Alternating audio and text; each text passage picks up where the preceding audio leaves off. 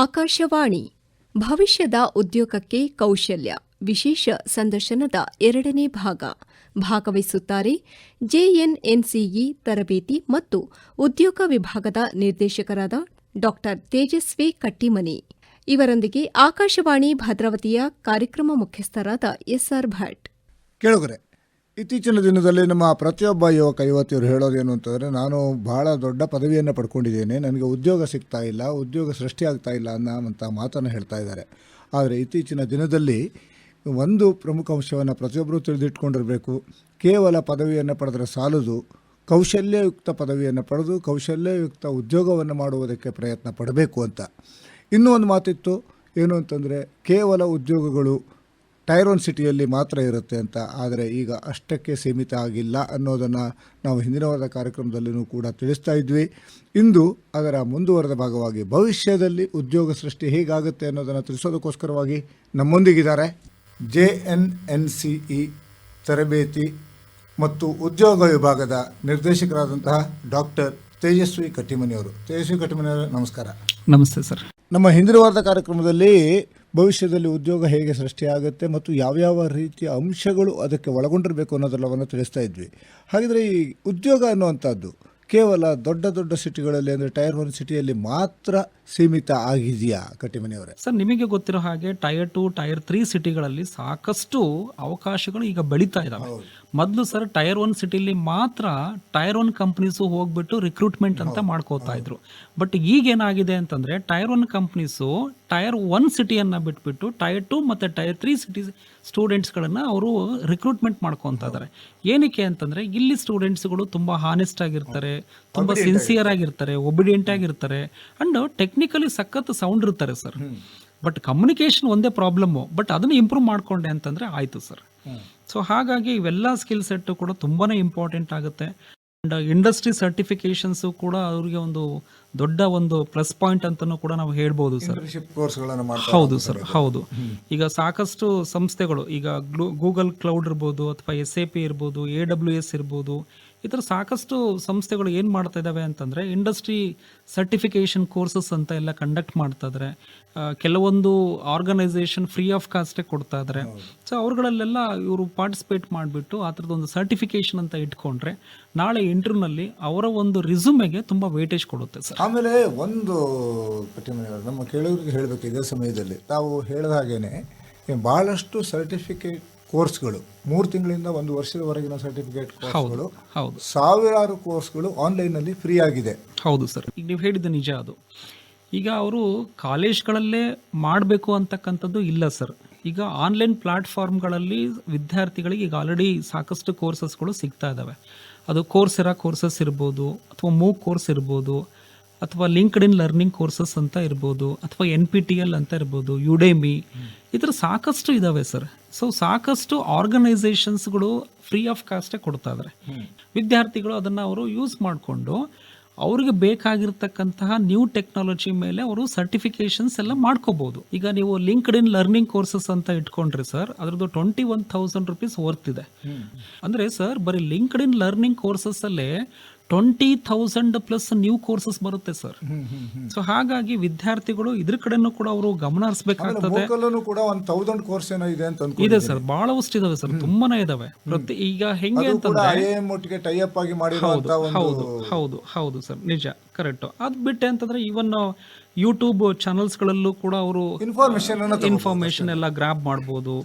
ಅದೇ ತರ ಇವನ್ Microsoft learn ಅಂತಾನು ಕೂಡ ಇದೆ. ಆಮೇಲೆ ಗೂಗಲ್ ಡಿಜಿಟಲ್ ಕರೇಶ್ ಅಂತಲೂ ಕೂಡ ಇದೆ. ತುಂಬ ಇದಾವೆ ಸರ್ ಈ ಥರ ಎಲ್ಲ. ಸೊ ಇವುಗಳನ್ನೆಲ್ಲ ಪ್ಲಾಟ್ಫಾರ್ಮ್ಸ್ಗಳನ್ನೆಲ್ಲ ಯೂಸ್ ಮಾಡಿಕೊಂಡು ಸೊ ವಿದ್ಯಾರ್ಥಿಗಳು ತಮ್ಮ ಒಂದು ಸ್ಕಿಲ್ ಸೆಟ್ಟನ್ನು ಅವರು ಇಂಪ್ರೂವ್ ಮಾಡ್ಕೋಬೋದು. ಹೌದು, ಈಗ ಭಾರತೀಯ ಒಂದು ವಿದ್ಯಾರ್ಥಿಗಳಿಗೆ ಹೆಚ್ಚಿನ ಅವಕಾಶವನ್ನು ಕೊಡೋದಕ್ಕೆ ಮೈಕ್ರೋಸಾಫ್ಟ್ ಯಾವ ರೀತಿಯಲ್ಲಿ ಇಂಟ್ರೆಸ್ಟ್ ತೋರಿಸಿದೆ ಅನ್ನೋದು ಎಲ್ಲರಿಗೂ ಗೊತ್ತಿರುವಂಥದ್ದು. ಇಂಡಿಯಾದಲ್ಲಿ, ಏಷ್ಯಾದಲ್ಲಿ ಹೈಯೆಸ್ಟ್ ಇನ್ವೆಸ್ಟ್ಮೆಂಟ್ ಅನ್ನು ಕೂಡ ಮೈಕ್ರೋಸಾಫ್ಟ್ ಮಾಡೋದಕ್ಕೆ ಹೊರಟಿದೆ. ಹೌದು. ಸೊ ನಮ್ಮ ಇಂಜಿನಿಯರಿಂಗ್ ವಿದ್ಯಾರ್ಥಿಗಳಿಗೆ ಇದು ಒಂದು ರೀತಿಯಲ್ಲಿ ಶುಭ ಸುದ್ದಿ ಅಂತಾನೆ ಹೇಳಬೇಕು, AI ಟೆಕ್ನಾಲಜಿ ಮಾಡಿದವರಿಗೆ. ನಿಜ ಸರ್. ಏನಕ್ಕೆ ಅಂದ್ರೆ ಒಂದು ಆರ್ಟಿಕಲ್ ಕೂಡ ನಾನು ಅದನ್ನ ನೋಡಿದೆ ಸರ್. ಇವನ್ ನಾದೆಲ್ಲ ಅವರು ಬಂದ್ಬಿಟ್ಟು 1.5 ಲಕ್ಷ ಕೋಟಿ ಇನ್ವೆಸ್ಟ್ಮೆಂಟ್ ಅನ್ನು ಅವ್ರು ಮಾಡ್ತಾ ಇದ್ದಾರೆ. ಏಷ್ಯಾದಲ್ಲೇನೆ ಹೈಯೆಸ್ಟ್ ಇನ್ವೆಸ್ಟ್ಮೆಂಟ್ ಮಾಡ್ತಾ ಹೌದು ಸರ್, ಮಾಡ್ತಾ ಇದ್ದಾರೆ ಅಂತ ನಾನು ಅದೊಂದು ಆರ್ಟಿಕಲ್ ನೋಡಿದೆ. ಐ ಥಿಂಕ್ ಮುಂದಿನ ದಿನಗಳಲ್ಲಿ ಮೈಕ್ರೋಸಾಫ್ಟ್ ಕಡೆಯಿಂದ ಸಾಕಷ್ಟು ಉದ್ಯೋಗ ಅವಕಾಶಗಳು ಸೃಷ್ಟಿ ಆಗ್ಬೋದು ಅಂತಕ್ಕಂಥದ್ದು ಇದೆ ಸರ್ ಆ್ಯಕ್ಚುಲಿ. ಹಾಂ, ಈಗ ಇವೆಲ್ಲವೂ ಕೂಡ ಎಂಜಿನಿಯರಿಂಗ್ ಮಾಡುವಂಥ ಸಮಯದಲ್ಲಿ ಆಯಿತು.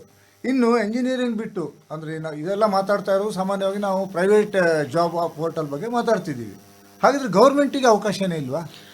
ಸರ್, ಈಗ ಗೋರ್ಮೆಂಟಿಗೆ ಸಾಕಷ್ಟು ಅವಕಾಶಗಳು ಇದಾವೆ ಸರ್. ಕೆಲವು ವಿದ್ಯಾರ್ಥಿಗಳು ಏನು ಮಾಡ್ತಾರೆ, ಗೋರ್ಮೆಂಟ್ ಅಲ್ವಾ ನಮಗೆ ಸಿಗಲ್ಲ ಬಿಡು, ತುಂಬ ಹೈಯೆಸ್ಟ್ ಪರ್ಸೆಂಟೇಜ್ ಮಾಡಿರ್ತಕ್ಕಂಥವ್ರಿಗೆ ಅಷ್ಟೇ ಸಿಗುತ್ತೆ ಬಿಡು, ಅದಕ್ಕೆ ಕ್ವಾಲಿಫಿಕೇಷನ್ ಡಿಗ್ರಿನೇ ಆಗಬೇಕು ಅನ್ನೋ ಅಂತಕ್ಕಂಥದ್ದು ಕೂಡ ಇದೆ. ಬಟ್ ಆ ಥರ ಇಲ್ಲ ಸರ್. ಇವನು SLC ಮಾಡಿರ್ತಕ್ಕಂಥ ವಿದ್ಯಾರ್ಥಿಗಳಿಗೂ ಕೂಡ ಗೋರ್ಮೆಂಟ್ ಆಪರ್ಚುನಿಟೀಸ್ ಇದ್ದಾವೆ, PUC ಮಟ್ಟದಲ್ಲೂ ಕೂಡ ಗೋರ್ಮೆಂಟ್ ಆಪರ್ಚುನಿಟೀಸ್ ಇದ್ದಾವೆ, ಅದೇ ಥರ ಡಿಗ್ರಿ ಮಟ್ಟದಲ್ಲೂ ಕೂಡ ಇದ್ದಾವೆ. ಈಗ ಫಾರ್ ಎಕ್ಸಾಂಪಲ್ ಒಬ್ಬ ಕ್ಯಾಂಡಿಡೇಟಿಗೆ SSLC ಆಗಿದೆ ಸರ್, ನಾನೀಗ ಯಾವ್ದಾದ್ರು ಗೋರ್ಮೆಂಟ್ ಜಾಬಿಗೆ ಹೋಗ್ಬೋದು ಸರ್. ಹೇಗೆ ಅಂತಂತಂದರೆ ಡಿಫೆನ್ಸ್ಗಳಲ್ಲೂ ಕೂಡ ಕರೀತಾ ಇದ್ದಾರೆ, ಅದೇ ಥರ ಇದರಲ್ಲೂ ಕೂಡ ಸಾಕಷ್ಟು ಉದ್ಯೋಗ ಅವಕಾಶಗಳು ಸಿಗ್ತಾ ಇದ್ದಾವೆ, ಅದೇ ಥರ ಪೊಲೀಸ್ ಇಲಾಖೆಯಲ್ಲೂ ಕೂಡ ಸಾಕಷ್ಟು ಉದ್ಯೋಗಗಳು ಸೃಷ್ಟಿಯಾಗಿದ್ದಾವೆ. SLC ವಿದ್ಯಾರ್ಥಿಗಳು ಕೂಡ ಅಪ್ಲೈ ಮಾಡ್ಬೋದು. ಅದೇ ಥರ PUC ಮಟ್ಟದಲ್ಲೂ ಕೂಡ ನಾವು ಅದು RRB ಇರ್ಬೋದು ಅಥವಾ ಈಗ ಪೋಸ್ಟಲ್ ಇದರಲ್ಲಿ ಸರ್ ಸಾಕಷ್ಟು ಅವಕಾಶಗಳು ಕ್ರಿಯೇಟ್ ಆಗ್ತಾ ಇದಾವೆ. ಸೊ ಪೋಸ್ಟಲ್ ಇದರಲ್ಲೂ ಕೂಡ ಸ್ಟಾಫ್ ಎಸ್ ಯಾಕೆಂದರೆ ಅಲ್ಲೆಲ್ಲ ಅವರ ಒಂದು ಪರ್ಸಂಟೇಜ್ ಅಂತಕ್ಕಂಥದ್ದು ಏನು ಬರ್ತಲ್ಲ ಸರ್, ಅದನ್ನ ನೋಡ್ಕೊಂಡ್ಬಿಟ್ಟು ಅಲ್ಲಿ ಸೆಲೆಕ್ಷನ್ ಆಗ್ತಕ್ಕಂಥದ್ದು. ಅಂದರೆ ಮೆರಿಟ್ ಬೇಸ್ ಮೇಲೆ ಅವರು ಅಲ್ಲಿ ಸೆಲೆಕ್ಟ್ ಮಾಡ್ಕೊಂತಾರೆ. ಹೌದು ಸರ್, ಪೋಸ್ಟಲ್ ಅಲ್ಲಿ ಮಾತ್ರ, ಅದು ಪೋಸ್ಟಲ್ ಇದರಲ್ಲಿ ಮಾತ್ರ. SSC ಗೆ ಬಂದಂತ ಸಮಯದಲ್ಲಿ ಕಾಂಪಿಟೇಟಿವ್ ಎಕ್ಸಾಮ್ಸ್ ಇರುತ್ತೆ. ಹೌದು. ಒಂದು ಡಾಕ್ಟರ್ ಕಟ್ಟೆಮನಿಯವರು, ಇಲ್ಲಿ ನಮ್ಮ ಎಲ್ಲ ವಿದ್ಯಾರ್ಥಿಗಳಿಗೆ ಹೇಳಬೇಕು ಅನ್ನೋಂತ ಅನ್ಸುತ್ತೆ, PUC ಮುಗಿದ ನಂತರ ಡಿಗ್ರಿಗೆ ಸೇರ್ಕೋತಾರೆ. ಹೌದು. ಡಿಗ್ರಿ ಮುಗಿಯೋವರೆಗೆ ಯಾವುದೇ ಕಾಂಪಿಟೇಟಿವ್ ಎಕ್ಸಾಮ್ ಅನ್ನು ಬರೆಯೋದೇ ಇಲ್ವಲ್ಲ. ಬಟ್ 3 ವರ್ಷದ ಕಾಲಾವಕಾಶದಲ್ಲಿ ಅವರು ವಿವಿಧ ಕಾಂಪಿಟೇಟಿವ್ ಎಕ್ಸಾಮಿನೇಷನ್ ಅನ್ನು ಬರೆದ್ರೆ ಡಿಗ್ರಿ ಆದ ನಂತರ ಬರೆಯುವಂತಹ ಕಾಂಪಿಟೇಟಿವ್ ಎಕ್ಸಾಮಿನೇಷನ್ಗೆ ಇದು ಪ್ರಿಪರೇಷನ್ ಆಗಿರುತ್ತಲ್ವ? ಹೌದು ಸರ್. ಯಾಕೆ ಅಂತಂದರೆ ಈಗ ನಿಮಗೆ ಗೊತ್ತಿರೋ ಹಾಗೆ IAS ಆಗಲಿ ಅಥವಾ KAS ಆಗಲಿ ಅಥವಾ ಯಾವುದೇ ಒಂದು ಬ್ಯಾಂಕಿಂಗ್ ಎಕ್ಸಾಮಿನೇಷನ್ಸ್ ತಗೋಬೇಕು ಅಂದರೆ ಡಿಗ್ರಿಲಿ ಬರ್ತಕ್ಕಂತಹ ಒಂದು ಸಿಲೆಬಸ್ ಏನಿದೆಯಲ್ಲ ಸರ್, ಕಂಟೆಂಟ್ ಏನಿದೆಯಲ್ಲ, ಅದು ತುಂಬಾ ಇಂಪಾರ್ಟೆಂಟ್. ಅದು ಏನಕ್ಕೆ ಅಂತಂದರೆ ಒಂದು ದೈನಂದಿನ ಒಂದು ಕರೆಂಟ್ ಅಫೇರ್ಸ್ ಅಂತ ಏನು ಹೇಳ್ತೀವಲ್ಲ ಸರ್, ಸೊ ಅದ್ರ ಬಗ್ಗೆನೂ ಕೂಡ ಅವರು ತಿಳ್ಕೊತಾ ಇರಬೇಕು.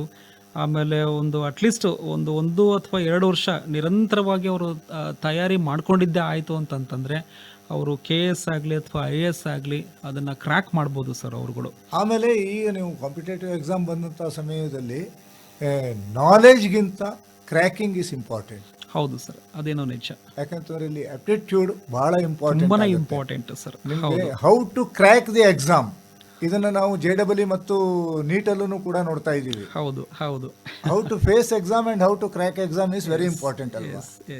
ಸರ್, ಈಗ ನೀವು ಹೇಳ್ದಂಗೆ ಆಪ್ಟಿಟ್ಯೂಡ್ ಅಂತಕ್ಕಂಥದ್ದು ಅದು ಬರೀ ಒಂದು ಕ್ಷೇತ್ರದಲ್ಲಿ ಅಷ್ಟೇ ಅಲ್ಲ ಸರ್, ಸಾಕಷ್ಟು ಕ್ಷೇತ್ರಗಳಲ್ಲಿ ಆಪ್ಟಿಟ್ಯೂಡ್ ನಾಲೆಡ್ಜ್ ಬೇಕಾಗ್ತದೆ. ಯಾವುದೇ ಒಂದು ಕಾಂಪಿಟೇಟಿವ್ ಎಕ್ಸಾಮ್ಸಿಗೆ ಹೋದ್ರೂ ಕೂಡ ಅಥವಾ ಗೋರ್ಮೆಂಟಲ್ ಎಕ್ಸಾಮ್ಸಿಗೆ ನೀವು ಹೋಗ್ತೀನಿ ಅಂತಂದ್ರೂ ಕೂಡ ಆಪ್ಟಿ ಬೇಕಾಗ್ತದೆ. ಅಥವಾ ನಾಳೆ ನೀವು ಫಾರಿನಿಗೆ ಹೋಗಬೇಕು, ನಾನು MS ಮಾಡೋದಕ್ಕೆ ಅಥವಾ ಹೈಯರ್ ಸ್ಟಡೀಸಿಗೆ ಹೋಗಬೇಕು ಅಂತಂದ್ರೂ ಕೂಡ ಅಲ್ಲಿ ಆಪ್ಟಿಟ್ಯೂಡ್ ಇಂಪಾರ್ಟೆಂಟ್ ಆಗ್ತದೆ. ಏನಕ್ಕೆ ಅಂತಂದರೆ ಆಯಾ ದೇಶದ ಒಂದು ಎಂಟ್ರೆನ್ಸ್ ಎಕ್ಸಾಮಿನೇಷನ್ ಬರಿಬೇಕು ಅಂತಂದರೆ GRE, TOEFL ಅಥವಾ IELTS ಅಲ್ಲೂ ಕೂಡ ಆಪ್ಟಿಟ್ಯೂಡ್ ತುಂಬಾ ಇಂಪಾರ್ಟೆಂಟು. ಅಥವಾ ಯಾವುದೇ ಒಂದು ಕಂಪ್ನಿಯ ಒಂದು ಇಂಟರ್ವ್ಯೂ ಅಟೆಂಡ್ ಮಾಡಬೇಕು ಅಂತಂದರೆ ಫಸ್ಟ್ ರೌಂಡೇ ಅವ್ರದ್ದು ಆಪ್ಟಿಟ್ಯೂಡ್ ರೌಂಡ್ ಸರ್. ಆಪ್ಟಿ ಅವರು ಚೆನ್ನಾಗಿದ್ದೆ ಅಂತಂದ್ರೆ ನೆಕ್ಸ್ಟ್ ರೌಂಡ್ ಟೆಕ್ನಿಕಲ್ ಮತ್ತೆ HR. ಆಪ್ಟಿಟ್ಯೂಡ್ ರೌಂಡ್ ಅನ್ನು ಪಾಸ್ ಮಾಡೋದಕ್ಕೆ ಟ್ರೈನಿಂಗ್ ಬಹಳ ಇಂಪಾರ್ಟೆಂಟ್, ತುಂಬಾನೇ ಇಂಪಾರ್ಟೆಂಟ್ ಸರ್. ಹಾಗಾಗ್ಬಿಟ್ಟು ಎಂಜಿನಿಯರಿಂಗ್ ವಿದ್ಯಾರ್ಥಿಗಳು ಕೆಲವೊಬ್ರು ಏನ್ ಮಾಡ್ತಾರೆ, 7th ಸೆಮಿಸ್ಟರ್ ಬಿಗಿನಿಂಗ್ ಅಲ್ಲಿ ಸ್ಟಾರ್ಟ್ ಮಾಡ್ತಾರೆ ಸರ್ ಆಪ್ಟಿಟ್ಯೂಡ್ ಸಾಲ್ವ್ ಮಾಡೋದಕ್ಕೆ. ಬಟ್ ಇಲ್ಲ ಸರ್, ಆಕ್ಚುಲಿ ಅವರು ಫಸ್ಟ್ ಸೆಮಿಸ್ಟರ್ ಇಂದನೇ ಸ್ಟಾರ್ಟ್ ಮಾಡಬೇಕು. ಅವರು ಫಸ್ಟ್ ಸೆಮಿಸ್ಟರ್ ಇಂದನೇ ಸ್ಟಾರ್ಟ್ ಮಾಡಿದ್ದೇ ಆಯಿತು ಅಂತಂದರೆ when they come to final year they will become master in cracking aptitude questions.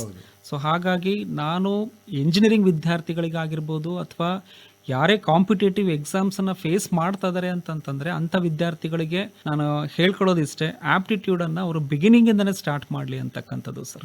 ಅದು ತುಂಬಾ ಇಂಪಾರ್ಟೆಂಟ್. ಅದು ಒಂದು ರೀತಿಯಲ್ಲಿ ಕ್ವಶನ್ ಪೇಪರ್ ಸಾಲ್ವಿಂಗ್ ಇರ್ಬೋದು. ಹೌದು. ಇಲ್ಲ ಅಂತಂದರೆ ಒಂದಿಷ್ಟು ಜನರಲ್ ನಾಲೆಜ್ ಬುಕ್ಗಳನ್ನು ಓದಿ ತಿಳ್ಕೊಳ್ಳೋದಿರ್ಬೋದು. ಹೌದು. ಅದೆಲ್ಲಕ್ಕಿಂತ ಹೆಚ್ಚಾಗಿ ಯಾವ ಎಕ್ಸಾಮಿನ ಕ್ವಶನ್ ಪೇಪರು ಹೇಗಿರುತ್ತೆ ಅನ್ನೋದನ್ನು ಅವರು ಸ್ಟಡಿ ಮಾಡಿದಾಗ ಮಾತ್ರ ಎಕ್ಸಾಮನ್ನು ಫೇಸ್ ಮಾಡೋದಕ್ಕೆ ಸಾಧ್ಯ ಆಗುತ್ತೆ. ಡಿಗ್ರಿ ಪಾಸ್ ಮಾಡಿದ್ದೀನಿ, ಎಕ್ಸಾಮ್ ಬರೀತೀನಿ ಅಂತಂದ್ರೆ ಬರೆಯೋದಕ್ಕೆ ಆಗೋದಿಲ್ಲ. ಆದರೆ ನಮ್ಮ ರೂರಲ್ ಏರಿಯಾ ವಿದ್ಯಾರ್ಥಿಗಳಿಗೆ ಇನ್ನೊಂದು ದೊಡ್ಡ ಸಮಸ್ಯೆ ಇರೋದು ಅಂತಂದ್ರೆ ಇಂಗ್ಲಿಷ್ ಮತ್ತು ಕಮ್ಯುನಿಕೇಶನ್ ಸ್ಕಿಲ್ ಟ್ರೈನಿಂಗ್ ಇರೋದೇ ಇಲ್ಲ ಬಹಳಷ್ಟು ಜನರಿಗೆ. ಹೌದು ಸರ್. ಆಮೇಲೆ ಸಾಮಾನ್ಯವಾಗಿ ಹೇಳೋದು ಇಂಡಸ್ಟ್ರಿ ನಮ್ಮ ಊರಿನಲ್ಲೇ ಇಲ್ಲ ಅಂತ ಹೇಳೋವಂಥದ್ದು, ನಾನು ಏನಾದ್ರು ಕಲ್ತು ಮತ್ತು ಬೆಂಗಳೂರಿಗೋ ಬಾಂಬೆಗೋ ಹೋಗಬೇಕು ಅಂತ ಹೇಳೋವಂಥದ್ದನ್ನು ನೋಡ್ತೀವಿ. ಅದೆಲ್ಲಕ್ಕಿಂತ ಹೆಚ್ಚಾಗಿ ಕೀಳರಿಮೆ, ಸೆಲ್ಫ್ ಕಾನ್ಫಿಡೆನ್ಸ್ ಇರೋದಿಲ್ಲ. ತುಂಬಾ ಕಡಿಮೆ ಸರ್. ಹಾಗೆ ಇದನ್ನ ಹೇಗೆ ಸರಿ ಮಾಡ್ಕೋಬೇಕು ಅವರು? ಒಂದು ವಿದ್ಯಾರ್ಥಿಗಳಿಗೆ ಅದೇ ಕಾಲೇಜ್ನಲ್ಲಿ ಕೆಲವೊಬ್ರು ಶಿಕ್ಷಕರು ಇರ್ತಾರೆ, ಅವರುಗಳು ಕೂಡ ಈ ಥರದ ಒಂದು ತರಬೇತಿ ಕಾರ್ಯಕ್ರಮಗಳನ್ನು ಅವರು ಕಂಡಕ್ಟ್ ಮಾಡ್ತಾರೆ. ಅದ್ರ ಥ್ರೂನು ಕೂಡ ಅವರು ತಮ್ಮ ಒಂದು ಬುದ್ಧಿಮಟ್ಟ ಅಥವಾ ಅದಕ್ಕೇನಂತ ಹೇಳ್ತೀವಿ ಸ್ಕಿಲ್ ಸೆಟ್ಟನ್ನು ಅವರು ಇನ್ಕ್ರೀಸ್ ಮಾಡ್ಕೋಬೋದು. ಎರಡನೇದು ಪೇಪರ್ ಪ್ರೆಸೆಂಟೇಷನ್. ನಾನು ಈಗಾಗಲೇ ಹೇಳ್ದಂಗೆ ಅದು ಕೋಡಿಂಗ್ ಕಾಂಪಿಟೇಷನ್ ಇರ್ಬೋದು, ಅಥವಾ ಯಾವುದೇ ಒಂದು ಪ್ರೋಗ್ರಾಮಲ್ಲಿ ವೆಲ್ಕಮ್ ಸ್ಪೀಚು ಅಥವಾ ವೋಟ್ ಆಫ್ ಥ್ಯಾಂಕ್ಸು ಅಥವಾ ಇನ್ನೂ ಒಂದು ಮಾಸ್ಟರ್ ಆಫ್ ಸೆರೆಮನಿ. ಸೊ ಈ ಥರ ಒಂದು ಇದರಲ್ಲಿ ಪಾರ್ಟಿಸಿಪೇಟ್ ಅಂತ ಮಾಡಿದೆ ಅಂತಂದರೆ ಸೆಲ್ಫ್ ಕಾನ್ಫಿಡೆನ್ಸ್ ಅಂತಕ್ಕಂಥದ್ದು ಬರುತ್ತೆ ಸರ್. ಅವ್ರು ಯಾವಾಗ ಸ್ಟೇಜ್ ಮೇಲೆ ಹೋಗ್ಬಿಟ್ಟು ನಿಂತ್ಕೊಂಡು ಮಾತಾಡೋಕ್ಕೆ ಸ್ಟಾರ್ಟ್ ಮಾಡ್ತಾರೋ ಅವಾಗ ಸೆಲ್ಫ್ ಕಾನ್ಫಿಡೆನ್ಸ್ ಅಂತಕ್ಕಂಥದ್ದು ಬರುತ್ತೆ. ಯಾಕೆಂದರೆ ಇಲ್ಲಿ high contact important, voice variation important, action ಕೂಡ ಇಂಪಾರ್ಟೆಂಟು, ಸ್ಟೇಜ್ ಯುಟಿಲೈಸೇಷನ್ನು ಕೂಡ ಇಂಪಾರ್ಟೆಂಟು, ಗೆಸ್ಚರ್ ಕೂಡ ಇಂಪಾರ್ಟೆಂಟು. ನೀವು ಹೇಳಿದಾಗೆ ಇವೆಲ್ಲವೂ ಕೂಡ ಪ್ಯಾರಾಮೀಟರ್ಸು ತುಂಬಾ ಇಂಪಾರ್ಟೆಂಟ್. ಇದು ಕೇವಲ ಸ್ಟೇಜಿಗೆ ಎಂಟರ್ ಆಗೋದಕ್ಕಷ್ಟೇ ಅಲ್ಲ ಡಾಕ್ಟರ್ ಕಟ್ಟಿಮನಿ ಅವರೇ, ಒಂದು ಇಂಟರ್ವ್ಯೂ ಅನ್ನ ಫೇಸ್ ಮಾಡೋದಕ್ಕೆ ಒಬ್ಬ ಇಂಟರ್ವ್ಯೂ ರೂಮ್ ಅನ್ನ ಎಂಟರ್ ಮಾಡ್ತಾನೆ ಅಂತಂದ್ರೆ ಅವನು ಎಂಟರ್ ಆಗೋವಾಗಿಂದ ಹಿಡಿದು ಅವನು ಹೊರಕ್ಕೆ ಬರೋವರೆಗೂ ಕೂಡ ಅವನ ಒಂದು ಅಬ್ಸರ್ವೇಷನ್ ಇದ್ದೇ ಇರುತ್ತೆ. ನಮ್ಮ ಹಳ್ಳಿಯ ವಿದ್ಯಾರ್ಥಿಗಳು ಬೆನ್ನನ್ನ ಬಾಗಿಸಿ ಒಳಗೆ ಹೊಕ್ಕದಾಗ್ಲೇನೆ ಅರ್ಧ ಫೇಲ್ಯೂರ್ ಆಗ್ತಾರೆ ಅಂತ ಅನ್ಸೋದಿಲ್ವಾ? ನಿಜ ಸರ್, ನಿಜ. ಅದೇನೋ ಕರೆಕ್ಟ್. ಅದು ಪ್ರಾಕ್ಟೀಸ್ ಇಲ್ಲ ಅಂತಂದ್ರೆ ಆತರ ಆಗುತ್ತೆ ಸರ್. ಬಟ್ ಪ್ರಾಕ್ಟೀಸ್ ಅಂತಕ್ಕಂಥದ್ದು ಇತ್ತು ಅಂತಂತಂದ್ರೆ ಅದನ್ನ ಅವರು ಸಕ್ಸಸ್ಫುಲ್ ಆಗಿ ಮಾಡಿಸ್ಬೇಕು. ಒಂದು ಅವ್ರಿಗೂ ಕೂಡ ಗೊತ್ತಿರಬೇಕು ಸರ್, ಏನು ಅಂತಂದ್ರೆ ತನ್ನ ಒಂದು ಸ್ಕಿಲ್ ಸೆಟ್ ಅನ್ನ ನಾನು ಹೇಗೆ ಇಂಪ್ರೂವ್ ಮಾಡ್ಕೋಬಲ್ಲೆ. ಈಗ ನಾವು ಎಲ್ಲದಕ್ಕೂ ಕೂಡ ನಾವು ಕಾಲೇಜ್ ಮೇಲೆ ಡಿಪೆಂಡ್ ಆಗೋದಕ್ಕಾಗೋದಿಲ್ಲ ಸರ್. ಯಾಕಂದ್ರೆ ಕಾಲೇಜ್ನಲ್ಲಿ 5,000ನೋ 10,000ನೋ ಈ ತರ ಎಲ್ಲ ವಿದ್ಯಾರ್ಥಿಗಳು ಇರ್ತಾರೆ, ಅದು ಕೂಡ ಕಷ್ಟನೇ. ನಮಗೂ ಕೂಡ ಗೊತ್ತಿರಬೇಕು. ಇಲ್ಲಿ ಮೋಟಿವೇಟ್ ಮಾಡ್ಬೇಕಾಗತ್ತಾ? ಅಲ್ಲ, ಮೋಟಿವೇಟ್ ಮಾಡ್ಬೇಕಾಗ್ತದೆ ಸರ್. ಅವರು ಕೂಡ ಮೋಟಿವೇಟ್ ಮಾಡ್ಬೇಕಾಗ್ತದೆ, ಅವರು ಕೂಡ ಹೇಳ್ಕೊಡ್ಬೇಕಾಗ್ತದೆ, ಅಂಡ್ ಅವರು ಕೂಡ ಗೈಡ್ಲೈನ್ಸ್ ಅಥವಾ ಸಪೋರ್ಟ್ ಕೂಡ ಅದು ಬೇಕೇ ಬೇಕು. ಯಾಕಂದ್ರೆ ಈಗ ಒಂದು ರೀತಿಯಲ್ಲಿ ಮಕ್ಕಳಿಗೆ ಪಾಠ ಮಾಡಿದ್ದಕ್ಕಿಂತ ಪೇರೆಂಟ್ಸ್ ಪಾಠ ಮಾಡ್ಬೇಕಾಗತ್ತೆ ಅಂತ ಅನಿಸ್ಬಿಡುತ್ತೆ ನೋಡಿ ಡಾಕ್ಟರ್ ಕಟ್ಟಿಮನಿ ಅವರೇ. ನಿಜ ಸರ್. ಯಾಕಂತಂದ್ರೆ ನೀನು ಈ ಕೋರ್ಸ್ ತಗೋಂತ ಒತ್ತಡ ಹಾಕೋರು ಪೇರೆಂಟ್ಸ್. ಹೌದು. ನನ್ನ ತಂದೆಗೆ ನಾನು ಹೀಗಾಗ್ಬೇಕು ಅಂತಿತ್ತು, ನಾನು ಆಗ್ಲಿಲ್ಲ, ನೀನಾದ್ರೂ ಆಗುವಂತ ಒತ್ತಡವನ್ನ ಇದ್ದೇ ಇರುತ್ತೆ ಸರ್. ಆ ಒತ್ತಡವನ್ನ ನಿವಾರಿಸಬೇಕಾಗಿದ್ದು ಪೇರೆಂಟ್ಸ್. ಅದೇ ರೀತಿಯಲ್ಲಿ ಕೆಲವೊಂದನ್ನ ರಿಯಲಿಸ್ಟಿಕ್ ಆಗಿ ಥಿಂಕ್ ಮಾಡಿದೇನೆ ಯೋಚನೆ ಮಾಡ್ಬಿಡ್ತಾರೆ. ಹೌದು, ಅದು ಕೂಡ ಪೇರೆಂಟ್ಸ್ ದೋಷ ಅಲ್ವಾ? ಇಲ್ಲಿ ನಾನು ಪೇರೆಂಟ್ಸ್ ಗಳಿಗೆ ಹೇಳ್ಕೊಳ್ಳೋದು ಇಷ್ಟೇ ಸರ್, ಮಕ್ಕಳುಗಳಿಗೆ ಯಾವುದೇ ತರದ ಒತ್ತಡ ಹಾಕೋದ್ ಬೇಡ ಅಂತ. ಯಾಕೆಂದ್ರೆ ಮಕ್ಕಳುಗಳ ಒಂದು ಆಸಕ್ತಿಯನ್ನ ನಾವು ಕೂಡ ಕೇಳಬೇಕಾಗ್ತದೆ, ಅವ್ರು ಏನ್ ಮಾಡ್ಬೇಕು ಅಂತ ಇರ್ತಾರೆ ಹಾಗೆ ಅಂತಾನೆ. ಸೊ ಅದು ಕೂಡ ಒಂದು ಇಂಪಾರ್ಟೆಂಟ್. ಎರಡನೇದೇನು ಅಂತಂತಂದ್ರೆ ಒಂದು ರಿಯಲಿಸ್ಟಿಕ್ ಎಕ್ಸ್ಪೆಕ್ಟೇಷನ್ಸ್ ಅಂತಕ್ಕಂಥದ್ದನ್ನ ನಾವು ಹೊಂದಬೇಕಾಗ್ತದೆ. ಆಮೇಲೆ ಹೊಸ ಉದ್ಯೋಗಗಳನ್ನು ನಾವು ಅರ್ಥ ಮಾಡ್ಕೊಳ್ಬೇಕಾಗ್ತದೆ. ಅದು ಯಾವ ಥರದ್ದು ಒಂದು ಜಾಬ್ ಪ್ರೊಫೈಲು, ಸೊ ಅದರದ್ದು ಒಂದು ರೆಸ್ಪಾನ್ಸಿಬಿಲಿಟೀಸ್ ಏನೇನಿದೆ, ಅದು ನನಗೆ ಸೂಟ್ ಆಗ್ತದ, ನನ್ನ ಒಂದು ಸ್ಕಿಲ್ ಸೆಟ್ಟಿಗೆ ಆ ಒಂದು ಜಾಬ್ ಪ್ರೊಫೈಲ್ ಮ್ಯಾಚ್ ಆಗುತ್ತಾ. ಏನಕ್ಕೆ ಅಂತಂದರೆ ಸರ್, ಬರೀ ನಾವು ಸ್ಯಾಲ್ರಿಯನ್ನು ನೋಡಿಕೊಂಡು ಅಥವಾ ಒಂದು ಜಾಬ್ ಪ್ರೊಫೈಲ್ ಅಥವಾ ಟೈಟಲನ್ನು ನೋಡಿಕೊಂಡು ನಾವು ಜಾಬಿಗೆ ಸೇರೋಕ್ಕಾಗಲ್ಲ ಸರ್. ಯಾಕೆ ಅಂತಂದರೆ ನಾಳೆ ನಾವು ಅಲ್ಲಿ ಸರ್ವೈವ್ ಆಗಬೇಕು. ಸುಮ್ಮನೆ ನಾವೊಂದು ಸ್ಯಾಲ್ರಿ ಅಥವಾ ಟೈಟಲ್ ನೋಡ್ಕೊಂಡ್ಬಿಟ್ಟು ಯಾವುದೋ ಒಂದು 4 ಕ್ವಶನಿಗೆ ನಾವು ಆನ್ಸರ್ ಮಾಡಿ ನಾಳೆ ಅಲ್ಲಿ ಇಂಡಸ್ಟ್ರಿಯಲ್ಲಿ ನಮ್ಮ ಸರ್ವೈವಲ್ ಇಲ್ಲ ಹಾಗೆ ಅಂತಂದ್ರೆ ಕಷ್ಟ ಆಗುತ್ತೆ ಸರ್. ಈಗ 25 ಲಕ್ಷದ ಪ್ಯಾಕೇಜಿಗೆ ಹೋದ, 30 ಲಕ್ಷದ ಪ್ಯಾಕೇಜಿಗೆ ಹೋದ, ನಾನು ಯಾಕೆ ಹೋಗಬಾರ್ದು ಅಂತ ಮಗು ಯೋಚನೆ ಮಾಡ್ತಿರುತ್ತೆ. ಪೇರೆಂಟ್ಸು ನೋಡಪ್ಪ ನಿನ್ನ ಸ್ನೇಹಿತ ಇಷ್ಟಕ್ಕೆ ಹೋದ, ನಿನಗೆ ಯಾಕೆ 5 ಲಕ್ಷ ಪ್ಯಾಕೇಜು ಅಂತ ಕೇಳೋರು ಇರ್ತಾರೆ. ಹೌದು ಸರ್, ಆಗ್ತದೆ ಅದು. ಯಾಕೆಂದ್ರೆ ವಿದ್ಯಾರ್ಥಿಗಳಿಗೂ ಕೂಡ ಒಂದು ಶಕ್ತಿ ಅಂದ್ರೆ ಇಷ್ಟುವರೆಗೂ ಸಾಮರ್ಥ್ಯ ನಂದು ಅನ್ನತಕ್ಕಂಥದ್ದು ಇರುತ್ತೆ ಸರ್. ಬಟ್ ಬೇರೆ ಸ್ಕಿಲ್ ಇರಬಹುದು ಅವನ ಹತ್ರ. ಹೌದು ಸರ್, ನಿಜವಾಗ್ಲು ಆ ಥರ ಇರದೇ ಇರುತ್ತೆ ಸರ್. ಈಗ ನಮ್ಮಲ್ಲೂ ಕೂಡ ಈ ಹಿಂದೆ 34 ಲ್ಯಾಕ್ಸ್ಗೂ ಕೂಡ ಪ್ಲೇಸ್ ಆಗಿದ್ದಾರೆ ಸರ್. ಬಟ್ ಅವರು ಅಂತಂದರೆ ಫಸ್ಟ್ ಸೆಮಿಸ್ಟ್ರಿಂದನೂ ಕೂಡ ಎಲ್ಲ ಒಂದು ಕಾಂಪಿಟೇಷನಲ್ಲೂ ಕೂಡ ಪಾರ್ಟಿಸಿಪೇಟ್ ಮಾಡ್ತಾಯಿದ್ರು, ಹ್ಯಾಕಥನಲ್ಲೂ ಕೂಡ ಪಾರ್ಟಿಸಿಪೇಟ್ ಮಾಡ್ತಾಯಿದ್ರು, ಕಮ್ಯುನಿಕೇಷನ್ನು ಕೂಡ ಅದೇ ಥರ ಚೆನ್ನಾಗಿತ್ತು, ಆ್ಯಂಡ್ ಕಾನ್ಫಿಡೆನ್ಸು ಕೂಡ ಎಕ್ಸಲೆಂಟು ಸರ್. ಸೊ ಯಾಕೆಂದರೆ ಅದೊಂದು ಓವರಾಲ್ ಪರ್ಸ್ನಾಲಿಟಿ ಆ ಥರ ಇತ್ತು. ಹಾಗಾಗ್ಬಿಟ್ಟು 34 ಲ್ಯಾಕ್ಸಿಗೆ ಅವರು ಪ್ಲೇಸ್ ಆದರು. ಹಂಗಂತ ಅನ್ಕೊಂಡ್ಬಿಟ್ಟು ಎಲ್ಲರೂ ಕೂಡ 34 ಲ್ಯಾಕ್ಸಿಗೆ ಪ್ಲೇಸ್ ಆಗೋಕ್ಕಾಗೋದಿಲ್ಲ ಸರ್. ಯಾಕೆಂದರೆ ಒಬ್ಬೊಬ್ರದ್ದು ಒಂದೊಂದು ರೀತಿಯಲ್ಲಿ ಸಾಮರ್ಥ್ಯ ಇರ್ತಕ್ಕಂಥದ್ದು. ಬಟ್ ಆ ಸಾಮರ್ಥ್ಯವನ್ನು ಇಂಪ್ಲಿಮೆಂಟ್ ಮಾಡ್ಕೋಬೇಕಾಗಿರ್ತಕ್ಕಂಥದ್ದು ಪ್ರತಿಯೊಬ್ಬ ವಿದ್ಯಾರ್ಥಿಗಳದ್ದು ಒಂದು ಕರ್ತವ್ಯ. ನಾಳೆ ಅವರು ಒಂದು ಒಳ್ಳೆ ಲೈಫನ್ನು ಲೀಡ್ ಮಾಡಬೇಕು, ಒಂದು ಒಳ್ಳೆ ಜಾಬಿಗೆ ಹೋಗಬೇಕು ಹಾಗೆ ಅಂತಂತಂದರೆ ಇಂಥ ಒಂದು ಸಾಮರ್ಥ್ಯವನ್ನು ಅವರು ಪಡಿಬೇಕಾಗ್ತದೆ. ಸಾಮರ್ಥ್ಯವನ್ನು ಪಡಿಬೇಕು ಅಂತಂದ್ಬಿಟ್ರಿ. ಇಲ್ಲಿ ಮುಖ್ಯವಾಗಿ ನಾವು ಬಹಳಷ್ಟು ಎಂಜಿನಿಯರಿಂಗ್ ಸ್ಟೂಡೆಂಟ್ಗಳಿರ್ಬೋದು, ಇಲ್ಲ ಬೇರೆ ಡಿಗ್ರಿಯನ್ನು ಪಡೆದಂಥವರಿಗೆ ಆಯ್ತಪ್ಪ ನೀವು ಒಂದು ಇಂಟರ್ವ್ಯೂ ಫೇಸ್ ಮಾಡಬೇಕು, ನಿನ್ನ ರೆಸ್ಯೂಮೆಯನ್ನು ಕೊಡು ಅಂತ ಕೇಳ್ತೀವಿ.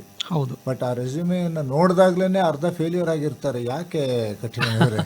ಸರ್ ಏನಿಲ್ಲ ಸರ್, ಬಹಳಷ್ಟು ವಿದ್ಯಾರ್ಥಿಗಳು ಈಗ ಕಾಪಿ ಪೇಸ್ಟ್ ಮಾಡ್ತಾ ಇದ್ದಾರೆ, ಹೆಸರನ್ನು ಕೂಡ ಕಾಪಿ ಪೇಸ್ಟ್ ಮಾಡಿದಂಥ ಉದಾಹರಣೆಗಳಿವೆ. ಹಾಗಾಗ್ಬಿಟ್ಟು ನಮ್ಮ ರಿಸ್ಯೂಮೆ ನಾವೇನು ರೆಡಿ ಮಾಡ್ತೀವಲ್ಲ ಸರ್, ಅದು ತುಂಬಾ ಇಂಪಾರ್ಟೆಂಟ್ ಆಗುತ್ತೆ. ಮೊದಲಿನ ದಿನಗಳಲ್ಲಿ ಹೆಂಗಾಗ್ತಿತ್ತು ಅಂತಂದರೆ ಕಂಪ್ನಿಯವರು ಡೈರೆಕ್ಟಾಗಿ ಕರೆಸ್ಕೊಳ್ಳೋರು, ಇಂಟ್ರ್ಯೂ ಅಂತ ಮಾಡೋರು, ಅದಾದ ನಂತರ ನೆಕ್ಸ್ಟ್ ರಿಸಲ್ಟ್ಸ್ ಅಂತ ಕೊಡೋರು. ಈಗೇನಾಗಿದೆ ಅಂತಂದರೆ ಫಸ್ಟ್ ನಿಮ್ಮ ರಿಸ್ಯೂಮೆನ ಕಳಿಸ್ಕೊಡಿ ಅಂತಿದ್ದಾರೆ ಶಾರ್ಟ್ ಲಿಸ್ಟ್ ಮಾಡೋದಕ್ಕೆ ಸರ್. ಅದು ಇಂಟ್ರ್ಯೂ ಅಟೆಂಡ್ ಮಾಡೋದಕ್ಕೆ, ಶಾರ್ಟ್ ಲಿಸ್ಟ್ ಮಾಡೋದಕ್ಕೆ ಅಂತಲೇ ಅವ್ರು ಏನು ಮಾಡ್ತಾರೆ, ಫಸ್ಟು ರಿಸ್ಯೂಮೆ ತರಿಸ್ಕೋತಾರೆ. ರಿಸ್ಯೂಮಲ್ಲಿ ಇರ್ತಕ್ಕಂಥ ಕಂಟೆಂಟ್ ಎಲ್ಲ ಅವರು ನೋಡ್ತಾರೆ. ಅಂದರೆ ಆ ಒಬ್ಬ ಪರ್ಟಿಕ್ಯುಲರ್ ಪರ್ಸನ್ನು ನಮ್ಮ ಒಂದು ಜಾಬ್ ಪ್ರೊಫೈಲಿಗೆ ಸೂಟಬಲ್ ಇದಾರೋ ಇಲ್ವೋ. ರೆಸ್ಯೂಮೆಗೆ ಬೇಕಾಗುವಷ್ಟು ಸಿದ್ಧತೆನೂ ನಮ್ಗೆ ಇರಬೇಕು ಸರ್, ಇರಬೇಕು. ನಾನು ನೀವು ಆರಂಭದಲ್ಲಿ ಹೇಳ್ತಿದ್ದಾಗಲೇ ಡಿಫರೆಂಟ್ ಕೋರ್ಸಸ್ಗಳ ಒಂದು ರೆಸ್ಯೂಮೆಯಲ್ಲಿ ಆ್ಯಡ್ ಆಯಿತು ಅಂತಂದ್ರೆ, ಹೌದು, ಹ್ಯಾಕಥಾನ್ದಲ್ಲಿ ಪಾರ್ಟಿಸಿಪೇಟ್ ಇರಬಹುದು ಸರ್, ಎಲ್ಲೋ ಕಾಂಪಿಟೇಷನ್ದಲ್ಲಿ ಪಾರ್ಟಿಸಿಪೇಟ್ ಮಾಡಿದ್ದಿರಬಹುದು. ಹೌದು, ಅದರಲ್ಲೂ ಕೂಡ ಇತ್ತೀಚಿನ ದಿನದಲ್ಲಿ ಇನ್ನೊಂದನ್ನು ಕೇಳ್ತಾ ಇದ್ದೀವಿ, ಬಹಳಷ್ಟು ಮ್ಯೂಸಿಕ್ ಆ್ಯಂಡ್ ಕೋ ಕರಿಕ್ಯುಲರ್ ಆಕ್ಟಿವಿಟಿಯಲ್ಲಿ ಪಾರ್ಟಿಸಿಪೇಟ್ ಮಾಡಿದವರಿಗೆ ಜಾಸ್ತಿ ಪ್ರಯಾರಿಟಿ ಇದೆ ಅಂತಲೂ ಕೂಡ ಕೇಳ್ತಿದ್ದೀವಿ. ಹೌದು ಸರ್, ಅಂದರೆ ಇದರಿಂದ ಏನು ಅಂತ. ಹೌದು ಸರ್, ಅದು ನಿಜನೇ, ಕರೆಕ್ಟ್. ಈ ಥರ ಎಲ್ಲ ಇವೆಲ್ಲ ಪ್ಯಾರಾಮೀಟರ್ಸು ಕೂಡ ತುಂಬಾ ಇಂಪಾರ್ಟೆಂಟ್ ಆಗುತ್ತೆ ಸರ್. ಒಂದು ರಿಸ್ಯೂಮೆನ ನಾವು ತಯಾರು ಮಾಡಬೇಕು ಹಾಗೆ ಅಂತಂದರೆ ನಮ್ಮ ಮೈಂಡಲ್ಲಿ ಇರಬೇಕು ಅದು ಯಾವ ಒಂದು ಜಾಬ್ ಪ್ರೊಫೈಲು, ಅದ್ರದ್ದು ರೆಸ್ಪಾನ್ಸಿಬಿಲಿಟೀಸ್ ಏನೇನಿದೆ, ಯಾವ ಕಂಪ್ನಿ ನಾನು ಅಪ್ಲೈ ಮಾಡ್ತಿದ್ದೀನಿ, ಅದ್ರ ತಕ್ಕನಾಗಿ ನಾವು ರಿಸ್ಯೂಮನ್ನು ರೆಡಿ ಮಾಡಿಬಿಟ್ಟು ಕಳಿಸ್ಕೊಡ್ಬೇಕಾಗ್ತದೆ. ಕೆಲವೊಬ್ರು ವಿದ್ಯಾರ್ಥಿಗಳು ಪುಟಗೆಟ್ಟಲೆ ಬರೆದು ಕಳಿಸೋದ್ರಲ್ಲಿ ಅರ್ಥ ಇಲ್ಲ. ಹೌದು ಸರ್, ಈಗಿನ ವಿದ್ಯಾರ್ಥಿಗಳು ಏನು ಮಾಡ್ತಿದ್ದಾರೆ, ಒಂದೇ ರಿಸ್ಯೂಮನ್ನು ಇಟ್ಕೊಂಡ್ಬಿಟ್ಟು ಎಲ್ಲ ಜಾಬ್ಗಳಿಗೂ ಕೂಡ ಅಪ್ಲೈ ಮಾಡ್ತಾ ಇದ್ದಾರೆ. ಅವ್ರ ರಿಸ್ಯೂಮನ್ನು ಯಾಕೆ ಶಾರ್ಟ್ ಲಿಸ್ಟ್ ಆಗ್ತಾ ಇಲ್ಲ ಹಾಗೆ ಅಂತಂದರೆ, ಆಯಾ ಕಂಪ್ನಿಗಳಲ್ಲಿ HR ಏನು ಮಾಡ್ತಾರೆ, ಒಂದು ಕೀವರ್ಡ್ ಅಂತಕ್ಕಂಥದ್ದನ್ನು ಹಾಕ್ಬಿಟ್ಟು ಸರ್ಚ್ ಮಾಡ್ತಾರೆ. ಸರ್ಚ್ ಮಾಡಿದಾಗ ಆ ಒಂದು ಕೀವರ್ಡ್ ಅವ್ರ ರಿಸ್ಯೂಮಲ್ಲಿ ಇಲ್ಲ ಹಾಗೆ ಅಂತಂದ್ರೆ ಶಾರ್ಟ್ ಲಿಸ್ಟ್ ಆಗೋದಿಲ್ಲ. ಇತ್ತೀಚಿನ GPT ನೋಡ್ಬಿಟ್ಟು ಹಾಕುವಂತವ್ರು ತುಂಬಾ ಜನ ಇದ್ದಾರೆ ಸರ್, ಇದ್ದಾರೆ, ತುಂಬಾನೇ ಇದ್ದಾರೆ. ಆ ಥರ ತುಂಬಾ ಜನ ಎಲ್ಲ GPTಯನ್ನ ಯೂಸ್ ಮಾಡ್ತಾ ಇದ್ದಾರೆ. ಯೂಸ್ ಮಾಡಿಕೊಂಡು ತಮ್ಮ ಸಾಮರ್ಥ್ಯನ ಎಲ್ಲಿ ಅವರು ತಮ್ಮ ಒಂದು ಸ್ವಂತಿಕೆಯನ್ನ ಎಲ್ಲಿ ಇದು ಮಾಡ್ಕೊಂತಿದ್ರು ಅಂತನೂ ಕೂಡ ಒಂದು ಭಯ, ಆಮೇಲೆ ಲ್ಯಾಂಗ್ವೇಜ್ ಇರೋದ್ರಿಂದ ರೆಸ್ಯೂಮೆಯನ್ನು ಕರೆಕ್ಟ್ ಆಗಿ ಇಂಗ್ಲಿಷ್ ನಲ್ಲಿ ಬರೆಯೋದಕ್ಕೂ ಬರ್ತಾ ಇಲ್ಲ. ನಿಜ, ಅದು ಕೂಡ ಆಗ್ತಾ ಇದೆ ಸರ್. ಹೌದು, ಅದಕ್ಕೇನೆ ಈ ತರದ ಒಂದು ಆಟಿಟ್ಯೂಡ್ ಅನ್ನು ಬೆಳೆಸ್ಕೊಳ್ಳೋದು ಅನಿವಾರ್ಯ ಅಲ್ವಾ ಈಗ? ನಿಜ ಸರ್, ನಿಜ, ಹೌದು ಹೌದು, ಕರೆಕ್ಟ್. ಅದು ಆ ನಂತರದಲ್ಲಿ ನಮ್ಮಲ್ಲಿ ಬಹಳಷ್ಟು ಜನರು ಡೈರೆಕ್ಟ್ ಆಗಿ ಇಂಟರ್ವ್ಯೂ ಫೇಸ್ ಮಾಡೋದಕ್ಕೆ ಹೋಗ್ತಾರೆ. ಮಾಕ್ ಇಂಟರ್ವ್ಯೂ ಮಾಡ್ಕೊಂಡು ಫೇಸ್ ಮಾಡಿ ಅವರು ಹೋದಾಗ ತಯಾರಿ ಚೆನ್ನಾಗಿರುತ್ತಲ್ವಾ? ತಯಾರಿ ಅದು ಬೇಕೇ ಬೇಕು ಸರ್. ಯಾಕೆಂತಂದರೆ ನಾನು ಈಗ ಹೇಳ್ದಂಗೆ ರಿಸ್ಯೂಮ್ ಅಂತಕ್ಕಂಥದ್ದು ನೀಟಾಗಿರಬೇಕು. ಆ ಒಂದು ಪರ್ಟಿಕ್ಯುಲರ್ ಕಂಪ್ನಿ ಜಾಬ್ ಪ್ರೊಫೈಲಿಗೆ ತಕ್ಕನಾಗೆ ರೆಡಿ ಮಾಡ್ಕೊಂಡಿರಬೇಕು. ತುಂಬ ಸಿಂಪಲ್ ಆಗಿರಬೇಕು. ಒಂದು 15 ಪೇಜ್ ಮಾಡಿದೆ, 20 ಪೇಜ್ ಮಾಡಿದೆ, ಆ ಥರದ್ದು ಇರಬಾರ್ದು ಸರ್ ಆ್ಯಕ್ಚುಲಿ. ಅದಾದಮೇಲೆ ಅವನು ಹೋಗ್ತಕ್ಕಂಥ ಕಂಪ್ನಿ ಟೆಕ್ನಿಕಲ್ ರಿಲೇಟೆಡ್ ಇತ್ತು ಅಂತಂದರೆ ಆ್ಯಪ್ಟಿಟ್ಯೂಡ್ ಬೇಸಿಕ್ಸ್ ಎಲ್ಲ ಅವ್ರಿಗೆ ಚೆನ್ನಾಗಿ ಗೊತ್ತಿರಬೇಕು. ಟೆಕ್ನಿಕಲ್ ನಾಲೆಜ್ ಕೂಡ ಬೇಕು. ಅದೇ ಥರ ಒಂದು ಇಂಗ್ಲೀಷ್ ಕಮ್ಯುನಿಕೇಷನ್ ಕೂಡ ಬೇಕಾಗ್ತದೆ. ಆ್ಯಂಡ್ ಒಂದು ಮಾಕ್ ಇಂಟರ್ವ್ಯೂ ಅಂತಕ್ಕಂಥದ್ದು ಅವನಿಗೆ ಅದ್ರೊಂದು ಪ್ರಾಕ್ಟೀಸ್ ಇತ್ತು ಅಂತಂದರೆ ಅಲ್ಲಿ ಅವನು ಎಫೆಕ್ಟಿವ್ ಆಗಿ ಫೇಸ್ ಮಾಡೋದಕ್ಕೂ ಕೂಡ ಅವನಿಗೆ ತುಂಬಾ ಹೆಲ್ಪ್ ಆಗುತ್ತೆ. Just like preparatory exam. ಹೌದು ಸರ್, ಪ್ರಿಪರೇಟರಿ ಎಕ್ಸಾಮ್ ಥರನೇ. ಅಲ್ಲಿ ಮಾಕ್ ಇಂಟರ್ವ್ಯೂ ಅಂತಕ್ಕಂಥದ್ದು ಹೇಗೆ ಅಂತಂದರೆ ಅಲ್ಲಿ ರಿಯಲಿಸ್ಟಿಕ್ ಆಗಿ ಹೆಂಗಿರುತ್ತೋ ಅದನ್ನೇ ಇಲ್ಲಿ ಸೃಷ್ಟಿ ಮಾಡಿಕೊಂಡು ಈ ಥರ ಕ್ವಶನ್ಸ್ಗಳನ್ನ ಅವ್ರು ಈ ಥರ ಕೇಳ್ಬೋದು, ನಾನು ಈ ಥರ ಆನ್ಸರ್ ಮಾಡಬೇಕಾಗ್ತದೆ ಅಂತಕ್ಕಂಥದ್ದು ಪ್ರಿಪ್ರೇಷನ್ ಮಾಡ್ಕೊಂಡು ಹೋಗ್ತಕ್ಕಂಥದ್ದು ಇದು ಒಂದು. ಆಮೇಲೆ ನಾನು ಇಂಟರ್ವ್ಯೂ ಹೋಗುವಂಥ ಸಮಯದಲ್ಲಿ ಆಗಲೂ ಹೇಳ್ತಾ ಇದ್ದೆ, ಡ್ರೆಸ್ ಕೋಡು ನಮ್ಮ ರೂರಲ್ ಏರಿಯಾದವರು ಮಾಡುವಂತಹ ಒಂದು ದೊಡ್ಡ ಮಿಸ್ಟೇಕ್ ಆಗಿರುತ್ತೆ ಡಾಕ್ಟರ್ ಗಟ್ಟಿಮನಿಯವರೇ. ಹೌದು ಸರ್, ತುಂಬ ಜನಕ್ಕೆ ಡ್ರೆಸ್ ಕೋಡ್ ಬಗ್ಗೆ ಐಡಿಯಾನೇ ಇಲ್ಲ ಸರ್. ಯಾವ ಥರ ಹೋಗಬೇಕು ಅಂತಕ್ಕಂಥದ್ದು ಐಡಿಯಾ ಇಲ್ಲ. ಆ್ಯಂಡ್ ಡ್ರೆಸ್ ಕೋಡು ಕೂಡ ಅದೊಂದು ರೀತಿಯಲ್ಲಿ ಹೆಂಗೆ ಅಂತಂತಂದರೆ ಅದೊಂದು ಪ್ರೈಮರಿ ಆಸ್ಪೆಕ್ಟ್ ಅನ್ನೋ ಥರನೇ ಆಗುತ್ತೆ ಸರ್. ಯಾವುದೇ HR ಆಗಲಿ ಒಳಗಡೆ ಒಬ್ಬ ಕ್ಯಾಂಡಿಡೇಟ್ ಬರ್ತಾ ಇದ್ದಾನೆ ಹಾಗೆ ಅಂತಂದ್ರೆ ಫಸ್ಟ್ ಅವ್ರು ನೋಡೋದೇ ಡ್ರೆಸ್ ಕೋಡ್.